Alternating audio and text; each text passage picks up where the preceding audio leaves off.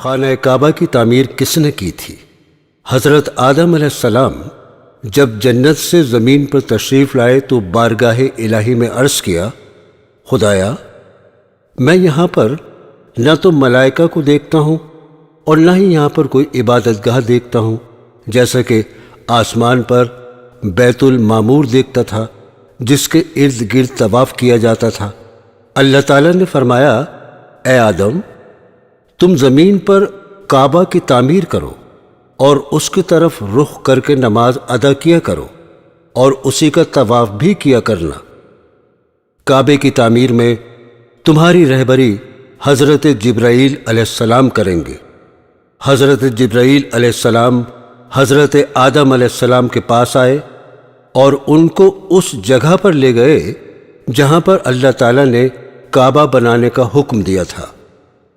حضرت جبرائیل علیہ السلام نے سب سے پہلے نشاندہی کی، پھر اس کے بعد 7 زمین تک کعبے کی بنیاد ڈال دی، جس کو فرشتوں نے 5 پہاڑوں سے لائے گئے پتھروں سے بھر دیا اور اس کی چاروں طرف سے دیواریں بنا دی۔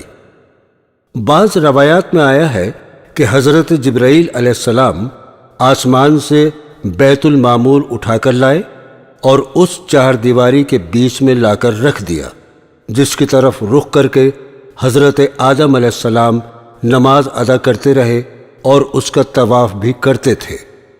حضرت نوح علیہ السلام کے وقت جب طوفان آیا تھا تو اللہ تعالیٰ کے حکم سے بیت المعمور کو اٹھا کر حضرت جبرائیل علیہ السلام آسمان پر واپس لے گئے اور کعبے کی جگہ اونچے ٹیلوں میں بدل گئی، لیکن پھر بھی لوگ یہاں پر برابر برکت کے لیے آتے تھے اور آ کر دعا مانگتے تھے۔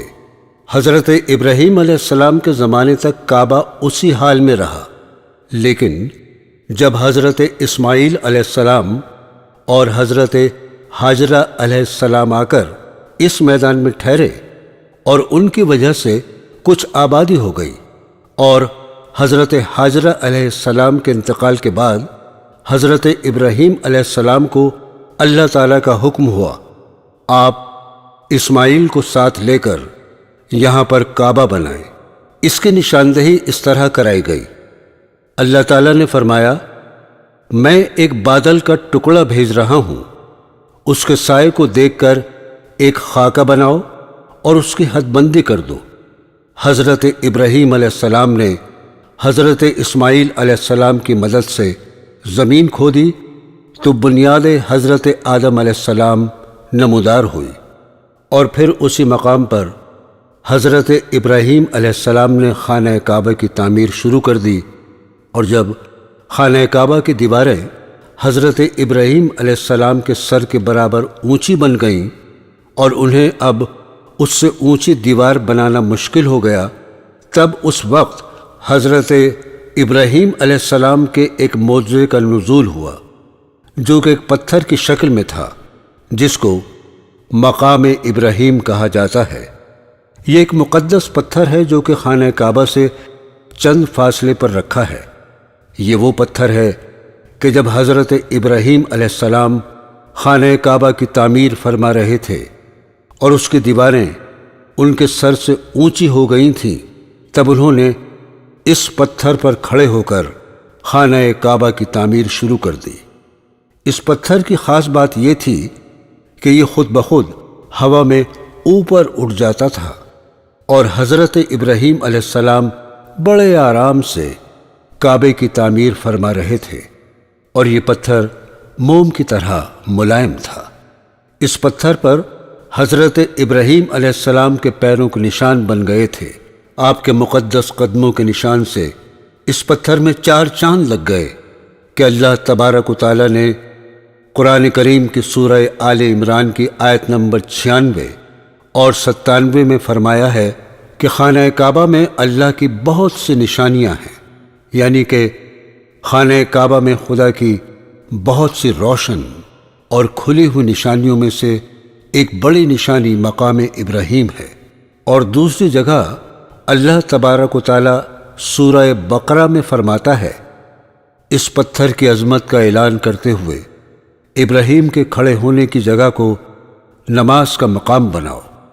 4000 برس طویل عرصے سے اس بابرکت پتھر پر حضرت ابراہیم علیہ السلام کے مبارک قدموں کے نشان موجود ہیں، جو بلا شبہ حضرت ابراہیم علیہ السلام کا ایک بہت بڑا معجزہ ہے۔ یقیناً یہ پتھر اللہ تعالیٰ کی کھلی ہوئی نشانیوں میں سے ایک بہت بڑی نشانی ہے۔ پہلے خانہ کعبہ کے 2 دروازے تھے، ایک دروازہ اندر جانے کے لیے تھا تو دوسرا دروازہ لوگوں کے باہر نکلنے کے لیے تھا۔ خانہ کعبہ حضرت ابراہیم علیہ السلام نے 5 پہاڑوں سے لائے گئے پتھروں سے حضرت اسماعیل علیہ السلام کی مدد سے تیار کیا تھا۔ حضرت جبرائیل علیہ السلام کوہ لبنان، کوہ ہرا، کوہ قبیس، کوہ صفا اور کوہ مروہ سے پتھر لاتے تھے، اور یہ دونوں خانہ کعبہ کی عمارت تیار کرتے تھے۔ جب عمارت پوری طرح سے تیار ہو گئی تو ایک دن حضرت جبرائیل علیہ السلام نے حضرت ابراہیم علیہ السلام سے آ کر فرمایا، اے ابراہیم، اللہ تعالیٰ نے تم کو سلام کہا ہے اور فرمایا ہے کہ تم نے بڑی محنت سے یہ گھر بنایا ہے، اور فرمایا، اے ابراہیم، تم لوگوں کو دعوت دو خانہ کعبہ آنے کی اور بلند آواز میں پکارو، میں تمہاری آواز لوگوں تک پہنچا دوں گا۔ حضرت ابراہیم علیہ السلام نے ایک اونچی پہاڑی پر چڑھ کر بلند آواز میں کہا کہ اے لوگو، تم پر اللہ تعالیٰ نے حج فرض کیا ہے، اس لیے تم کو خانہ کعبہ آنا ضروری ہے۔ تب چاروں طرف سے آواز آنے لگی، لبیک اللہم لبیک لا شریک لک لبیک۔ اللہ تبارک و تعالیٰ نے سبھی مسلمان عورتوں اور مرد پر حج فرض کر دیا۔ اللہ تعالیٰ نے حکم دیا کہ تم لوگ میرے مقدس گھر خانہ کعبہ کے طواف کے بعد مقام ابراہیم کے پاس 2 رکعت نماز ادا کرو۔ خانہ کعبہ میں حجر اسود کا اپنا ایک اہم مقام ہے۔ حجر اسود خانہ کعبہ میں لگا ہوا مقدس پتھر ہے۔ حج کے دوران طواف کرتے وقت حجاج بوسہ دیتے ہیں۔ یہ خانہ کعبہ کی جنوب مشرقی دیوار میں قد آدم کے برابر نصب ہے۔ اگر اس پتھر کو قریب سے دیکھیں تو اس کے 12 سے زیادہ ٹکڑے ہیں جنہیں کسی مسالے سے جوڑا گیا ہے۔ شاید یہ کسی زمانے میں ٹوٹ گیا ہو اور اس کو دوبارہ جوڑا گیا۔ اس پتھر کو ایک چاندی کے فریم میں جڑا گیا ہے۔ حجر اسود کہاں سے آیا ہے یا اس کو کہاں سے لائے ہیں، اس بات کی مکمل معلومات حاصل نہیں۔ ابن عباس رضی اللہ تعالیٰ عنہ کی ایک روایت کے مطابق آقا حضور صلی اللہ تعالیٰ علیہ وسلم نے فرمایا کہ حجر اسود جنت سے لایا گیا ہے، تو خانہ کعبہ کی تعمیر اول کے وقت سے یہ حجر اسود اس میں موجود تھا۔ 606 عیسوی میں جب سیلاب آیا تھا، اس وقت کعبے کی عمارت کو نقصان پہنچا تھا اور قریش قبیلے نے اس کی دوبارہ تعمیر کی۔ جب دیوار قد آدم تک پہنچ گئی تب حجر اسود رکھنے کا مسئلہ درپیش آیا تو قبائل میں جھگڑا ہوا۔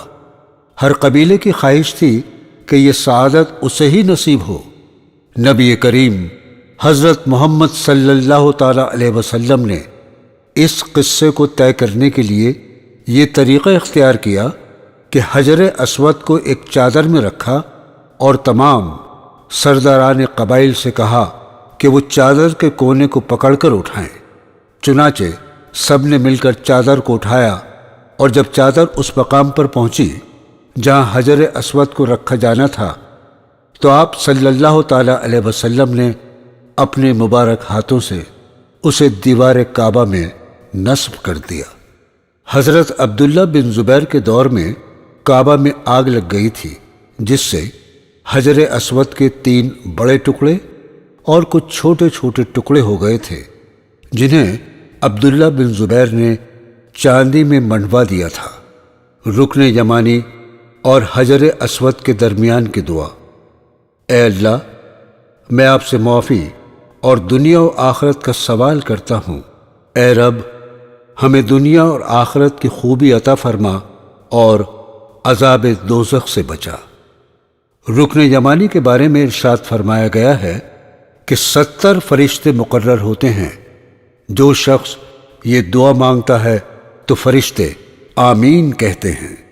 اللہ تبارک و تعالی ہم سب کو حج کی توفیق عطا فرمائے اور ہم سب کو اللہ کے گھر خانہ کعبہ کا دیدار نصیب فرمائے۔ آمین ثم آمین۔